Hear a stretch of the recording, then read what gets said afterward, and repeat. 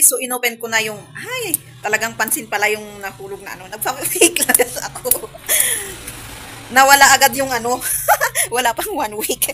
So ayan, balik tayo. So inopen ko na yung ano, paano gamitin ang evil para maging good.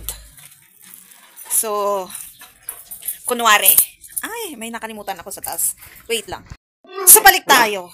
So, yung paano gagamitin yung evil sa good. At bago tayo mag-usap about ng economy, mag-economist tayo. So, yan. Kung kunwari, ang Muslim na ginagawa ng tao is nilalait natin yung physical. At parang alam pa natin ugali nila, di ba? Gamitin mo yung panlalait ng, laitin mo yung masamang ugali nila. Sabi nga sa Biblia may nakita akong verse sa Exodus ata, yun or sa Isaiah. Nakalimutan ko na. Use good in evil, as in yun ang sinabi. Hindi yun yung sentences, pero andun yung use evil in good. Pag nilait ka nila physically at laitin mo din sila kung anong ugali nilang pinakita sa'yo. Ganun lang yun. Paano gamitin yung evil sa good? Kung pinahamak ka, hamakin mo sila. Kung bakit kanila pinahamak. Magsalita ka. Kung hindi mo ako pinahamak sa part na to, hindi rin mangyayari sa akin to. Ikaw ang dahilan. Parang ganun. You have brain in mouth to use. To use it wisely, pero ginagamit natin ng hindi maganda. Stand for yourself. Na lagi nilang sinasabi. Ang hilig natin magsabi ng stand for yourself. Pero actually, hindi tayo nag-stand ng sarili natin. Ang ini-stand natin is yung kasamahan. Evil energy loves validation also. Gustong-gusto niyang makilala. Gustong-gusto na ng pansin. So, okay lang gamitin mo yung evil to good. Gustong-gusto niya. Basta gustong-gusto niya magamit siya. Kung ayaw mo siyang gamitin, magpapapansin talaga siya. Yung evil energy na yan. At kung pinansin mo at ginamit mo sa hindi maganda, basta ginamit mo. Kung ginamit mo sa maganda, basta ginamit mo. Kasi bakit ba ganun ang masasamang tao? Gusto nila ng validation, di ba? Ng pansin. Gusto nilang may part na kaawaan. Kasi minsan, nag-victim personality sila. Nag-blaming sila. Ginagamit nila yung different kinds of technique para maibalik lang sa'yo ang kasalanan. Bakit nangyari ang nangyari? Sino nagsimula? Parang ganun. Mawawala yun. Kundi, kung hindi mo kayang ipaglaban yung sarili mo, hindi mo kayang magsalita para sa sarili mo, para sa katotohanan, para sa truth, ikaw ang matatalo. Kaya, accept mo yung evil energy. Gamitin mo sa tama. Magpapansin ka din sa evil energy kasi gusto niya yan. Gustong-gusto niya. Mostly ng toxic person is gustong-gusto ng validation, di ba? Yung pansinin mo, yung attention, yung mga attention seeking, ganun din ang evil energy. Kunin mo yan, i-accept mo. Buong buo. At dyan, mababalance mo ang bad in good. Sana ay naiintindihan niyo yung gusto kong sabihin. Yang correction, ginagamit niyo na ang evil energy doon. Kino-correct niyo yung masamang ginagawa nila. Kasi si evil energy lang ang merong courage and confidence. Kasi, tingnan mo nga yung masasamang tao, di ba? May courage and confidence silang kakaiba. Di gamitin mo din yung courage and confidence na nanggaling sa evil. Huwag kang papatalo lang sa pride and ego. Kasi, kaya naging evil person or bad person sila. Kasi, nagpatalo sila sa pride and ego. Kung anong masamang dumarating sa utak nila, sinasabi ng bibig nila. Kaya yan, nakakapaglait sila. Nare-reverse nila ang katotohanan ng lie, ng hindi katotohanan.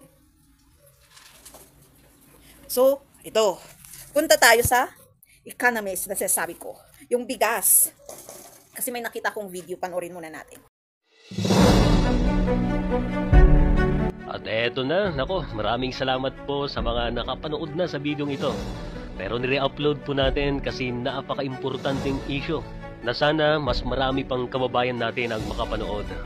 At eto nga, 30 pesos lang dapat pala ang 1 kilo ng bigas dahil nga po bumaba ang presyo sa international market at ibinaba pa ng Pangulo ang tarifa. Pero asan na ang pagbaba ng presyo? At eto na, pero bago natin panoorin, sana po ay huwag niyo pong kalimutang mag-subscribe. Maraming salamat po. At eto na po, panoorin na po natin. Broken po yun ha, broken, hindi po well-milled yun. Otherwise, nasa 30 na pa yun to 35. Bakit po nasa 50 pa rin, Mr. Chair? Ang tanong ko sa inyo, what are you doing, Department of Agriculture? Kaya nga binabaan ng tarifa ng Pangulo para makabili ang mga Pilipino ng bigas, si Juan, si Maria. Bakit hindi pa rin siya makabili? Bakit na 50 pa rin na bigas? You tell me that. You tell that to the people. Araw nila tinutuliksa yung gobyerno natin. Araw-araw binabanatan ng Pangulo. Araw-araw tinitira nasaan na yung 20. Sabihin na natin granting, hindi na natin maabot yung 20. Pero sana kung bumaba at kaya nang bumili yung 100 piso na kinikita ng isang ordinaryong mama ay makabili ng 2 kilo, ay masaya ho siguro. 3 months na ho bumaba ang taripa. July, August, September, October, it's already November. Wala pa rin ginagawa. At sasabihin nyo, pasalamat sa committee na ito. Hindi ho namin trabaho yun. Trabaho ho ninyo, magsama-sama kayo. We don't care kung sama nyo yung DTI, isama nyo yung Customs, PNP, NBI. Lahat na kayo magsama-sama. Ang importante, makabili si Juan Maria ng murang bigas. Ikaw na rin may sabi, mura na sa international market, bumaba na yung taripa, dapat ho, malapit-lapit na sa 30 per kilo. Pero bakit wala pa rin po? Now, bakit nga ho pala, Yusek Perez? Huwag mo na muna rin isama yung mga local production. Pinag-uusapan natin important kasi dapat mas mura sila. Pero hindi nga po bumababa Mahal pa rin ho, nasa 50 pa rin. Sino ho ang nakikinabang? Tanungin ko yung tinanong ko sa BPI. Sino ngayon, Yusek Perez, sa tingin mo ang nakinabang sa pagbaba ng taripa na dapat savings po yan at dapat napupunta sa taong bayan? Sino sa palagay mo ang nakikinabang sa pagbaba ng taripa? Is it the importer or is it Juan and Maria nakikinabang? Sir, tanong ko lamang po. Nabanggit niyo ho, yung utilization na tinanong po ni Congresswoman Kimbo, bakit yung utilization mababa? So, may explanation ho kayo na sobra kasi nga baka unforeseen reasons, so hinuhold nila. Isn't that aren't you considering that na hoarding, sir? Isn't it hoarding already? Kasi, for example, nag-import siya ng 100,000 metric tons. Ang kanyang utilization lang is 20,000. Saan napunta yung 80,000? That's a very poor excuse, Mr. BPI. By saying na wala pong kailangan unforeseen. Unforeseen what? Talagang gano'n pag nag-business kami mga unforeseen things na kailangan mong tugunan o kailangan mong it's part of your business. Don't you see that as hoarding? Yung holding back yung 80,000 example lang? Your comment on that? Mr. Chairman. Yeah, please. Thank you po. Sir, actually po, yung pong paggamit po nila, pag-utilize, kasi nga po may duration po yung SPS IC natin. So, with regards to hoarding, I cannot comment po kung yun po ay I can consider it hoarding. Pero pinapag-explain po nga namin sila about their utilization. Actually, sir, ang amin po kasing concern is on the sanitary and phytosanitary condition of the shipments, kung may pest and disease. So, yung pong kanilang utilization, actually, sir, ay tumaas na nga rin po yan. Before po, ay nasa 50% lang po. And sir, with regards po dun sa quantity na ini-apply po nila, hindi po kasi tayo pwedeng mag-limit ng application sila because of the RTL din po. Open po siya for application. Maho yun, naintindihan ko yung sinasabi niyo. Pinupunto ko lamang po, the mere fact na hindi kaagad nila inilalabas yung kanilang inimport na napakarami, ay sinasabi ko as part of hoarding. Sir, we have a problem with rice ngayon. The more you hide, kukunti ang ika nga dun sa economics po natin, pag marami kang stock, mura dapat. Kaya nagmamahal dahil kukunti Okay, they're holding it back. Alam nyo, tanongin kita Mr. BPI, sino po ang nakikinabang sa tariff reduction? Dahil sabi nyo kanina tumaas po ang importation, correct? Sino ay nakikinabang sa tariff reduction na binawasan? Is it the importer or is it the consumer ang mas nakikinabang? Kasi wala po paggalaw ng presyo. Let me ask you that. Sino ang nakikinabang sa tariff reduction? Sir, what ba? I'm asking you, kayo mo nagbibigay ng permit, di ba, import? So, sino ang mas nakikinabang? Binabaan ng Pangulo yung taripa, less 20% na ngayon, 15 na lamang po, pero ang presyo hindi gumagalaw, mataas pa rin. Sino nakikinabang? Yung importer o yung consumer? Sir, kung ganun po nga yung premise, malamang po yung mga nag-i-import po ang nag-benefit, sir. Thank you, Mr. Chair. May I now direct my question to the Department of Agriculture? Asis Perez, ano po ang ginagawa ho ng Department of Agriculture? Alam niyo nga pala, meron po ang mga nagtatago ng yung kanilang mga import na bigas. Ano po ang ginagawa ninyo? Ano ho, nakita niyo hindi gumagalaw ang presyo? May ginagawa na po ba ang DA, Mr. Chair? Mr. Chair, if I may, Honorable Chair, ang nangyayari po, hindi naman po, wala pa po dito yung bigas. Kasi ang hindi po na-utilize yung permit to import. Ibig sabihin po ni Director Glenn kanina, yung 61% utilization, yun lang po yung dumating na actual ng bigas. Pero yung pong 39% doon, hindi pa po dumadating yung bigas doon. Then, Mr. Chair, ang tanong lang ho natin, bakit ka magbibigay ng excess? Di po ba? Parang naniniguro ka na, bigyan mo ako ng 100,000, tapos ipaparating mo lang 20. Anong reason? You tell me what is the reason. Why will you do that? Yung pong pag-i-issue ng DBI ng permit na SPSIC, hindi po siya pwedeng tumanggi pag nag-apply kasi po online po yun. Bawat isa po ay pwedeng mag-apply. Kaya nga po ang nangyayari, pagka po hindi sila nakapagpadating ng bigas, tinatanong po sila anong rason. At nakikita po namin na may problema yon dahil bagit nga po ninyo, pagka kukunti po yung dumating na bigas, mamahal po yung presyo. Kaya po pinag-i-explain po ng BPI yung mga importer, bakit hindi nila pinaparating agad. Alright, let's granting ho yung sinasabi ninyo, di ba na pinaparating ka agad. Ang sunod ko pong katanungan, Mr. Chair, ay ito ho, minomonitor niyo ho ba kung magkano yung presyo ng bigas sa origin, for example, galing sa Vietnam, galing sa Taiwan, or galing sa Myanmar? Minomonitor po ba ng DA? Yung pong presyo ng bigas na dumarating ay namomonitor on a more on a monthly basis. At nakita po namin talaga na bumura po dapat yung, hindi lang po yung taripa, Mr. Chair, pati po yung presyo ng bigas sa international market ay bumaba dito mga nagdaang buwan. At ang nakita rin po namin na tama po yung konklusyon ng committee dito na mukhang hindi po gumagalaw, hindi po nagre-reflect yung pagbaba ng bigas sa international market. At the same time, yung pong ating taripa kumpara po doon sa presyo ng bilihan ng bigas. Mr. Chair, kung bumaba na yung presyo sa international market, bumaba pa yung taripa natin, sobra-sobra na, Mr. Chair. Ang pagbaba dapat ng presyo. Kung sinasabi mong mura na ang bigas sa international market, binabaan pa ng Pangulo ng 20% yung taripa, sir. Sa computations namin, dapat ang mga pinakamahala na bigas na broken na imported rice ay dapat nasa 30 na lang, Mr. Chair. Broken po yun broken, hindi po well-milled yun. Otherwise, nasa 30 na pa yun to 35. Bakit po nasa 50 pa rin, Mr. Chair? Ang tanong ko sa inyo, what are you doing, Department of Agriculture? Kaya nga binabaan ng taripa ng Pangulo para makabili ang mga Pilipino ng bigas, si Juan, si Maria. Bakit hindi pa rin siya makabili? Bakit nasa 50 pa rin ang bigas? You tell me that. You tell that to the people. Maraming salamat po sa katanungan. Mr. Chair, ang Department of Agriculture po ay walang karapatan na magdikta o magbigay ng presyo ng bigas. Subalit, dito pong mga nagdaang araw, pinatawag po ng Department of Agriculture yung pong mga retailers sa palengke. In fact, nadyaryo po ito. At tinatanong po namin sila, bakit mataas pa rin? Kahit po kasi kami, nakikita namin na tama po yung sinasabi ninyo na looking at the international prices plus the reduced tariff, dapat po hindi na 44 yung presyo po ng pinakamurang bigas ngayon. Dapat po malapit na tayo sa 30. Pero hindi nga po ito nangyayari. And we understand and we are very thankful to this committee na binibigyan po natin ng pansin so that we can resolve this once and for all. Medyo kulang po kami ng kakayanan kung kami lang, pero I think our colleagues in the government, particularly TTI and other sectors, can help us ensure that the prices will go down. Sir, November na ho tayo. July po bumaba yung taripa. So you have July, you have August, you have September, you have October. 3 buwan, hindi pa kayo nag-uusap-usap ng DTI, ng Bureau of Customs, kung sino man yan. Hindi pa ho kayo nag-meeting-meeting. Paano natin bababain? Araw-araw nilang tinutuligsa yung gobyerno natin. Araw-araw binabanatan ng Pangulo. Araw-araw tinitira nasaan na yung 20. Sabihin na natin granting, hindi na natin maabot yung 20, pero sana kung bumaba at kaya nang bumili yung 100 piso na kinikita ng isang ordinaryong mama ay makabili ng 2 kilo, ay masaya ho siguro. 3 months na ho bumaba ang taripa. July, August, September, October. So when in November, wala pa rin ginagawa. At sasabihin nyo, pasalamat sa committee na ito. Hindi ho namin trabaho yun. Trabaho ho ninyo, magsama-sama kayo. We don't care kung sama nyo yung DTI, isama nyo yung Customs, PNP, NBI. Lahat na kayo magsama-sama. Ang importante, makabili si Juan Maria ng murang bigas. Ikaw na rin may sabi, mura na sa international market, bumaba na yung taripa, dapat po, malapit-lapit na sa 30 per kilo. Pero bakit wala pa rin po? Now, bakit nga ho pala, Ayusek Perez? Sir, siguro po kailangan dinawin natin na yung Department of Agriculture has no power to control prices. Naintindihan ho namin yon, Mr. Chair. O sige, kung wala kayong power, kaninong power ngayon na magsabihin yung suggested retail price? Dapat to, kasi kung hindi yung sa inyo, kaninong trabaho yon? So, ibig sabihin, yung retailer, pwede niyang gawin 100 piso ang 1 kilo.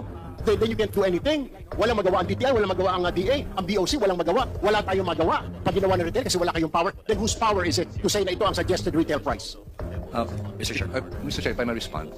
Base po sa Price Act, kung meron pong existence ng spike in prices by 10% of what is the previous month's prices, then the government can do something.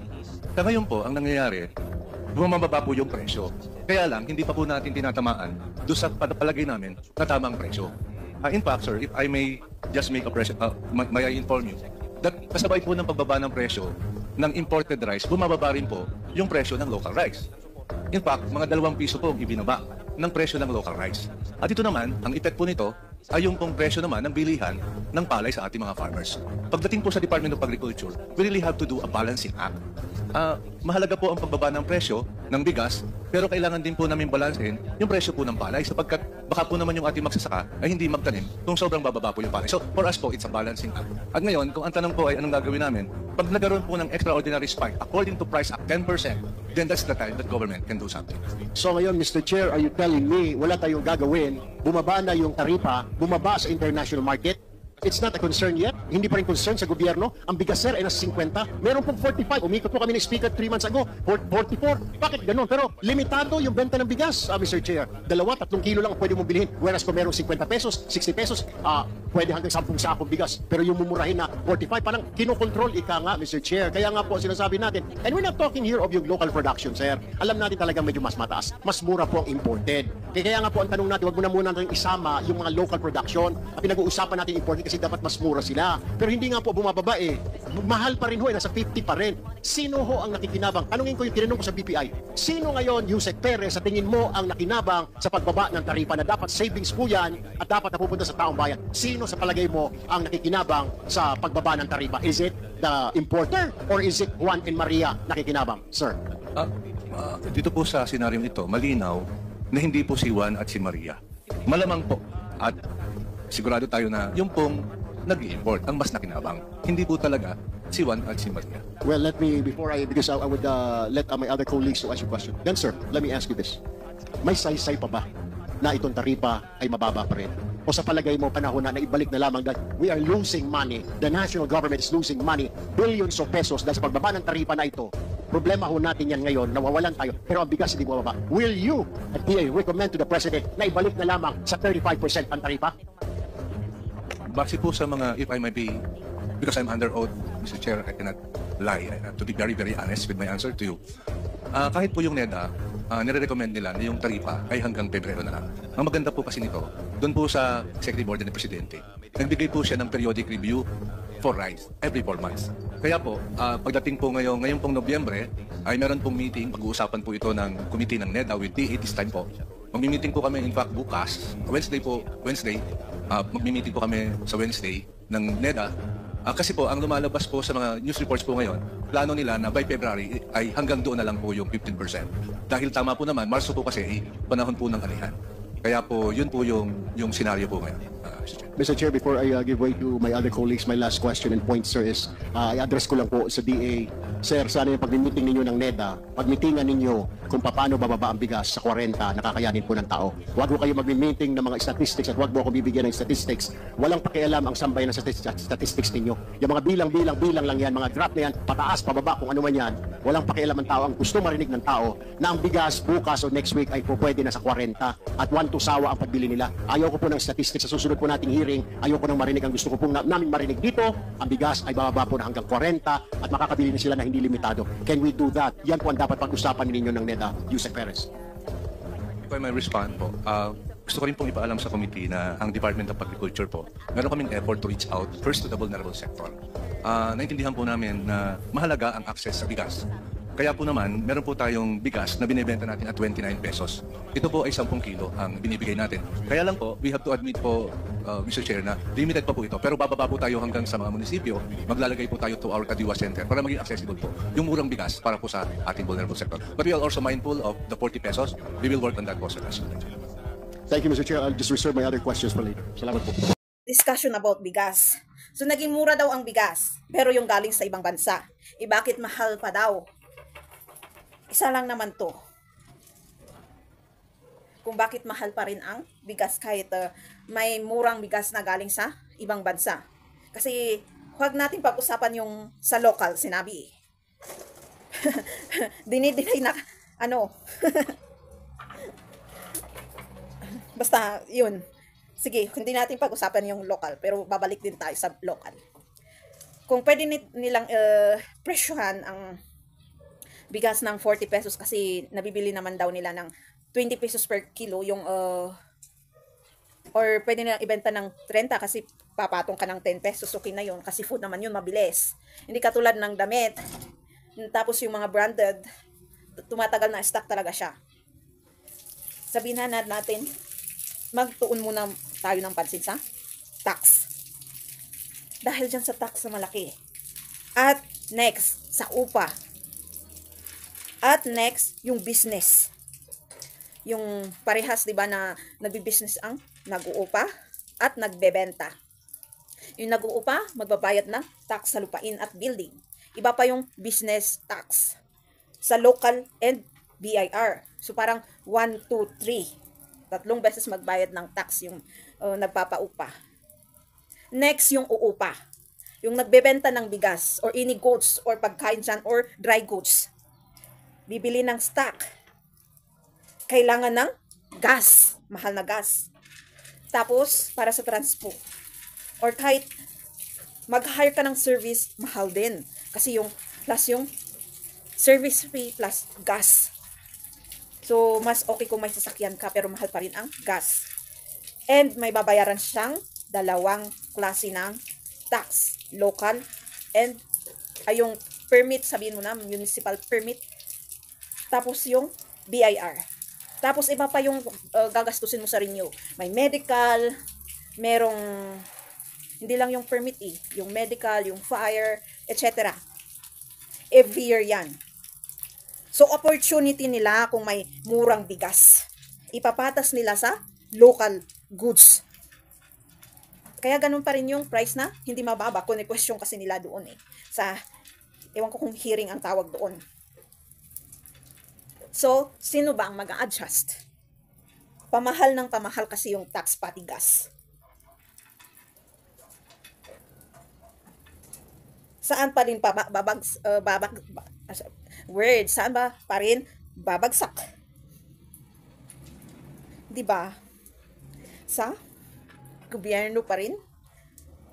Hindi doon sa BIR or sa farming. Kasi ang dami din kino-considers ng farming. Tatanungin nila yung magbi-business, bakit ganito ang presyo mo, bakit ganito? Syempre, ganito ang isasagot ng businessman. Opportunity namin yan. Iniisip nyo ba yung gas namin? Iniisip nyo ba yung upa namin? So, paano magbababa ng upa ang isang nagpapaupa kung lalong tumataas din yung tax? May kinokonsidera din siya. Hindi lang yung binabayaran niyang tax sa building at lupa. At hindi lang yung sa local, ay 4 na beses. 3 beses pala. Kasi mag-isa lang naman yung bayad ng, hindi pala mag-isa. Iba yung bayad ng tax building, tapos iba yung lupa pala.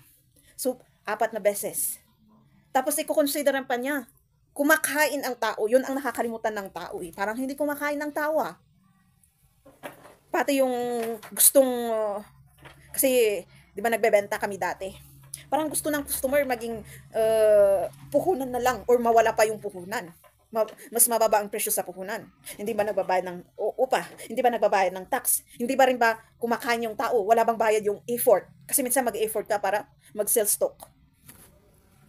Yan ang nakakalimutan natin as being Pilipino. Hindi ba kumakain ng tao? Hindi ba din kinokonsidera yun? Kaya nga, naghanap buhay ka para kumain. Pero ang gusto kalimutan yun Kaya, mas maganda yung rules ng ibang bansa pag about sa hanap buhay. Kasi ang laki ng sweldo nila, kino-consider talaga nila yung malaki ang upa, yung binabayaran mong o tax na malaki sa kanila, kumakain ka, yung transport. Yun lang. Minsan, kaya nagko-compare ang tao kasi tamad tayo. Kaya dumadating yung compare and complain. Kung mag-hard work kaya tayo. Minsan dahil lang din sa pag-spoiled ng gobyerno sa atin, yang ayuda na yan. Sa ibang bansa, 'di ba, nagpo-provide pa sila ng ng shelter. Siguro dahil doon minsan naisip ng tao, meron namang ganito, ganyan na pinoprovide, okay na kung mabuhay na ganun.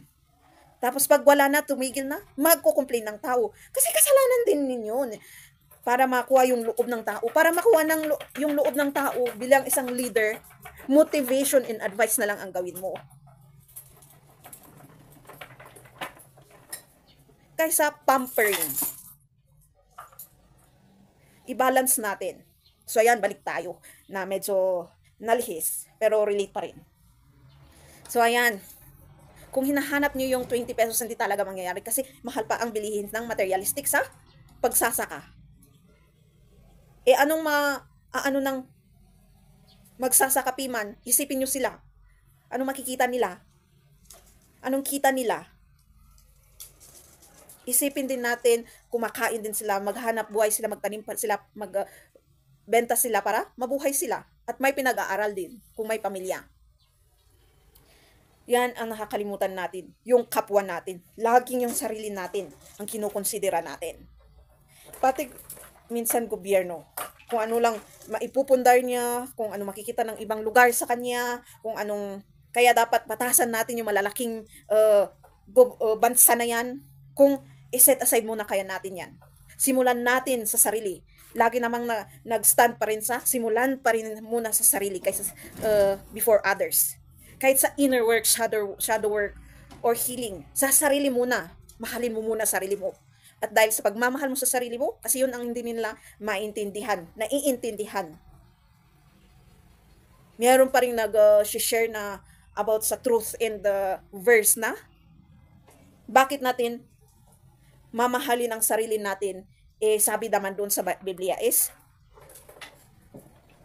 service to others. Paano mo naman magagawa yung service to others kung hindi mo mabigay ang service sa sarili mo? Mahalin mo muna ang sarili mo, and naturally, darating yan, service to others. Yung kinukonsidera mo na meron na yung empath, kindness, na baka ganito yung taong to. Kasi mapapansin mo yung bitter person or hindi, sabihin mo ng magagalitin na tao. Or parang walang magandang araw sa kanya sa paano magsalita at sa facial expression at paano gumalaw. Minsan gumagalaw as a pero minsan mostly napapansin sa facial expression and paano manalita kung anong lumalabas na words sa bibig. Yung kunwari, akalan mo naman kung sino. Ang hilig-hilig yung taga-salungat na hindi maganda. Okay lang naman yung taga-salungat na taga-correct. Taga-advice. Kung may nasabi kang hindi maganda sa kapwa mo, iko-correct ka niya, okay lang yun. Pero yung taga-salungat ng katotohanan, ng magandang mangyayari, ng napansin niyang nag-strike sa kanyang irritation, at lumalabas ang mga ganong words sa bibig niya.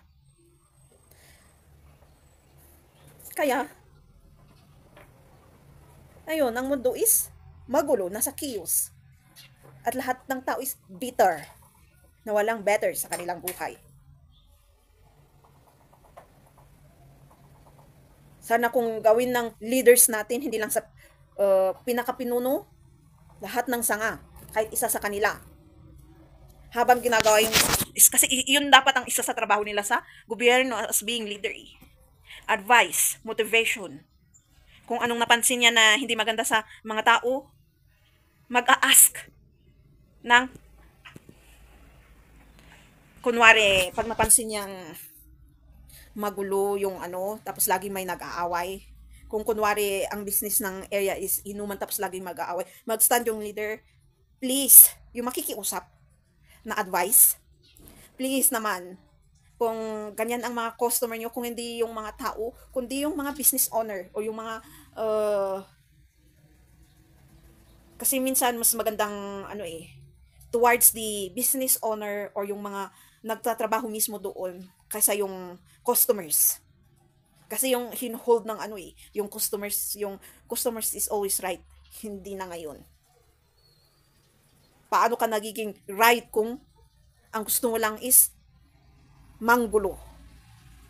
I-project mo yung irritations mo at yung hindi magandang araw mo or hindi magandang gising mo pag pumunta ka sa isang establishment at nagsisigaw ka dun na kunti lang naman yung kunwari mabagal yung kung saktong pila tapos hindi maganda yung mood mo.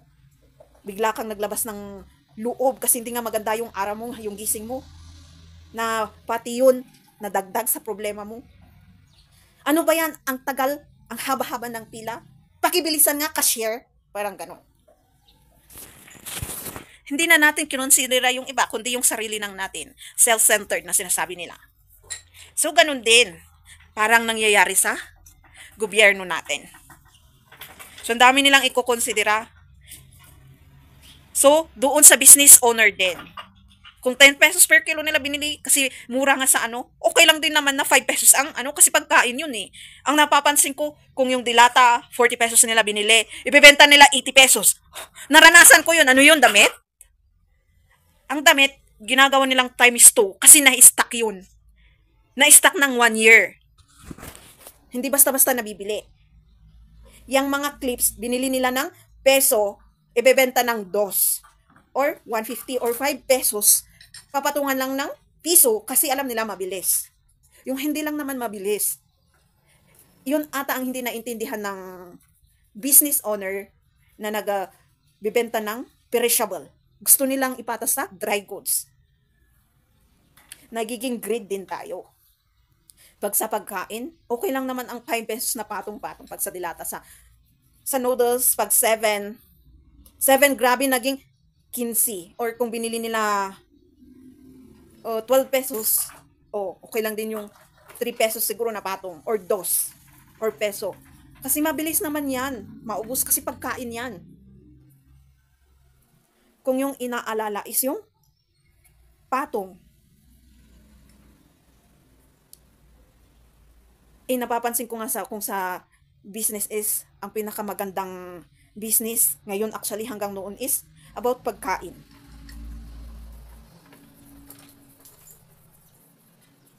Akala nyo lang yung dry goods malaki din. Paminsan-minsan din yun actually.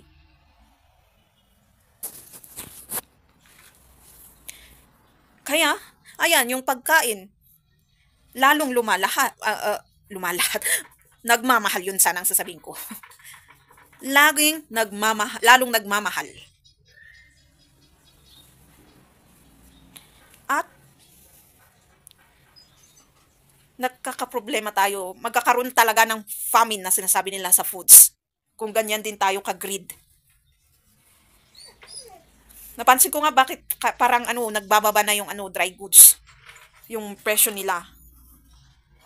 Kasi syempre, ang inaatupag is natin is the most basic, important needs.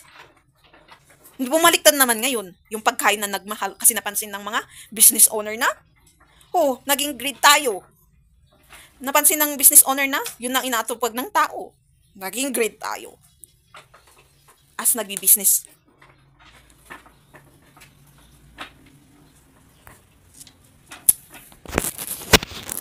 So, nandun talaga sa tax yan, sa gas, sa puhunan, at paano tayo magpatong.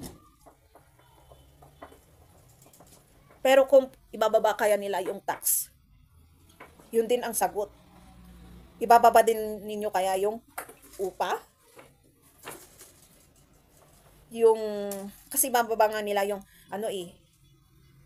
yung puhunan, yun pala yun. Hindi pala, nakatuon tayo sa tax sa gobyerno. Nabaliktad. Yan, pag ibababa ng gobyerno kaya ang tax, ibababa din kaya ng nagpapaupa ang upa?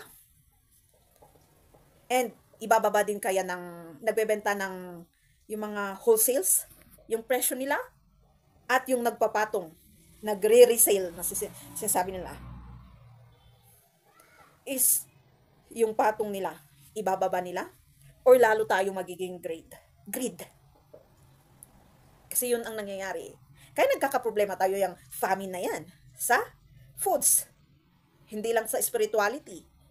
Sa words ng ating Panginoon.